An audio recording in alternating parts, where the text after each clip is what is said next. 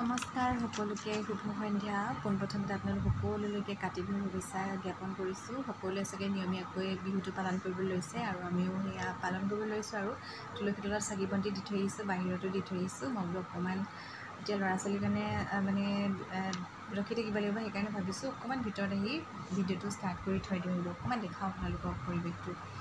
বিহু বুলি ক'লে আৰু কিমান মনটো ভাল লাগে, উলহ মালহেৰে ভৰি পৰে নহয় জানো। কাতি বিহুটো কঙালী বিহু যদিও আমাৰ যিটো মনত হেঁপাহ উৎসাহ থাকে, আমি কঙালী বিহুটোকো ৰঙীন কৰি তোলোঁ নহয়নে। আৰু ৰঙালী বিহু আৰু ভোগালী বিহুত যেনেকৈ পিঠা পনা জা জলপান যোগাৰ কৰা হয়, তাৰ তুলনাত বাৰু কাতি বিহুটোত খুব কমকৈ কৰা হয়। আৰু কিন্তু তথাপিতো বহুত ফূৰ্তিৰে আমি কাতি বিহুটোকো পালন কৰোঁ।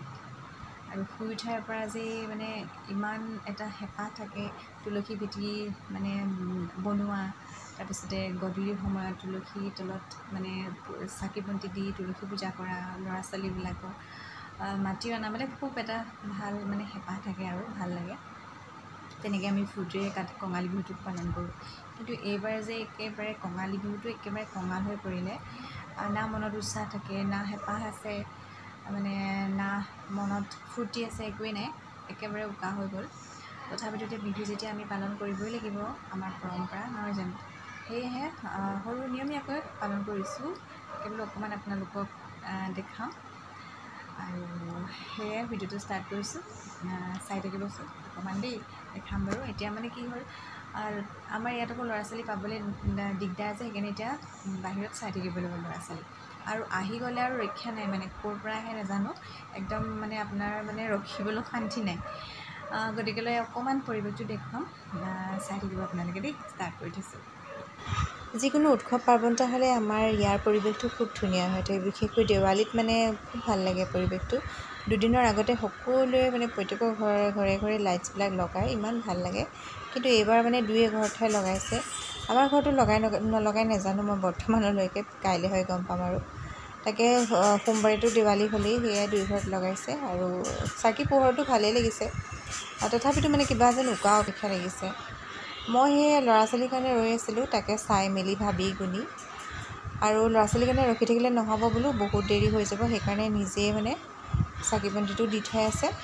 তেল শেষ হৈ গৈছিলে, আকৌ অকণমান তেল ঢালি পিনে ধূপ লগাই আকৌ মই সেই প্ৰাৰ্থনা কৰিছোঁ দেই। এইফালে আকৌ ছোৱালী অকণমান ভিডিঅ' কৰিছিলে, দেখাই দিছে পৰিৱেশটো। মানুহ দুনুহ এনেকৈ নাই, একদম নিজান লাগিছে এইবাৰ। আৰু সেয়াই আৰু পাঠ পঢ়ি লৈছোঁ, প্ৰাৰ্থনা কৰিছোঁ। আমাৰ আকৌ এইবাৰ তুলসী ভেটিও নতুনকৈ নবনালোঁ দেই।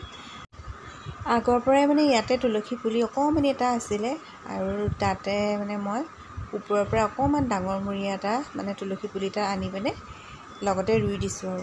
আৰু এনেকৈ প্ৰত্যেক বছৰেই বনাওঁ ভেটি, আৰু এইবাৰ তেনেকৈয়ে ৰুই দিছোঁ। আৰু ভালকৈ চাফ চিকুণ কৰি তাতে মচি কাচি আৰু তুলসী পূজা চূজা কৰি পিনে নিয়মটো কৰিছোঁ আৰু যেনে তেনে। আৰু এতিয়া মই প্ৰাৰ্থনা চাৰ্থনা সামৰি পিনে এতিয়া ল'ৰা ছোৱালী চাইছোঁ কেনেবাকৈ আহিছে নেকি। এতিয়া ল'ৰা ছোৱালী পালে আৰু প্ৰসাদটো বিলাই দিব পাৰিম।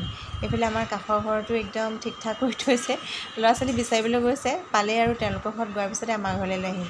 কেনেকুৱা জানেনে, যিকেইটা ল'ৰা ছোৱালী হয় নহয়, সেইকেইটা ল'ৰা ছোৱালীকে টনা আজোৰা হৈ থাকে ইঘৰৰ পৰা সিঘৰলৈ। আৰু এইফালে যেনিবা আহিলে আৰু দেই, সৰু হওক ডাঙৰ হওক চিন নাই, চবকে মাতিছোঁ বোলো প্ৰসাদ লৈ যাওঁ, মুঠতে প্ৰসাদখিনি শেষ হওক। আৰু কি জানেনে, ডাঙৰ মানুহ ৰৈ আছে, আমাৰ ঘৰত গাব নহয় এতিয়া, আমাৰ ঘৰত প্ৰসাদ লৈ পিনে আকৌ সিঘৰলৈ লৈ যাব, তেনেকুৱা হৈ থাকে। আৰু আমাৰ ইয়াত প্ৰসাদ ল'বলৈও সময় নাই, তেওঁলোকক কৈছোঁ নহয়, বুকিং হৈ আছে, সেইবিলাক টানি আজুৰি লৈ যায় আৰু এতিয়া সেই পলিথিনতে চবকে প্ৰসাদ দিবলৈ ক'লে, সেই পলিথিনতে মই এমুঠি দিহে দিছোঁ আৰু দেই। আৰু ইমান হুলস্থুল হৈ আছে শুনিবচোন দেই, হাঁহিও উঠিছিলে সেইটো টাইমত।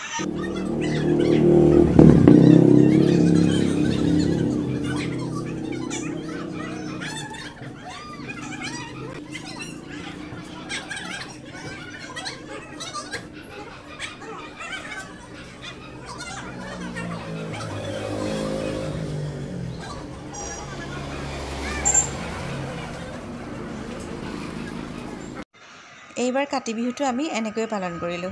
আজিলৈ আহিছোঁ দেই, বাই।